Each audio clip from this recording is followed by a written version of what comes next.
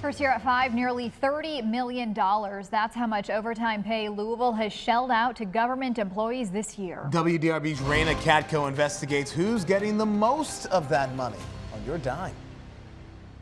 I'm unhappy. I mean, there's no way to be happy with what's going on. They have to have people to do the work. The employees deserve the money. After 27 years as a Louisville firefighter, So I was a private, then a sergeant, then a captain. Danny Thomas retired. While the resources have changed over the years, he says the hard labor of public safety workers remains the same. It takes a special person to be a firefighter and a police officer. Since the start of this year, Louisville has paid more than $29.9 million worth of overtime to government employees. Police and correction officers sit at the top of the list. It makes me unhappy.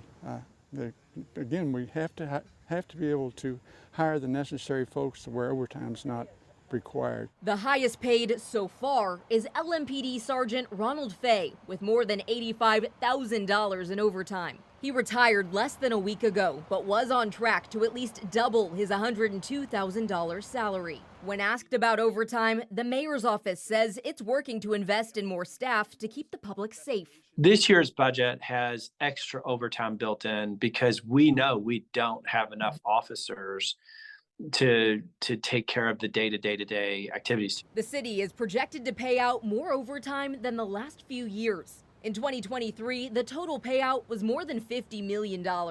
That's up from $46 million in 2022 and $38 million in 2021. I think our biggest struggle, honestly, is just not enough officers. The hours pile up on you. If you're working more than you're sleeping, you know what I mean, it's bad. Louisville hopes to fill those employee shortages, including 293 open police officer jobs and 111 jail officer openings. Overtime pay stayed under budget for fiscal year 2024. That's July to June. But Mayor Greenberg is allocating more money for city workers in his latest budget to become a more competitive employer. If you look at this year, I think what you'll find is we are actually going to bring in more officers this year than we're going to lose. A statement from LMDC's spokesperson says in part, "We are encouraged by the new FOP contracts and are hopeful that with the increased pay and benefits, recruiting will be more attractive to potential employees, helping to alleviate the short staffing." The mayor has about $49 million